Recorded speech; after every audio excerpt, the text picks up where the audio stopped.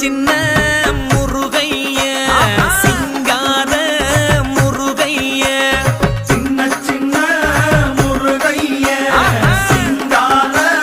முருகைய கொஞ்சி கொஞ்சி தமிழ் பேசும் செந்தில் வடிவேலனவ கொஞ்சி கொஞ்சி தமிழ் பேசும் செந்தில் வடிவேலனவ சின்ன சின்ன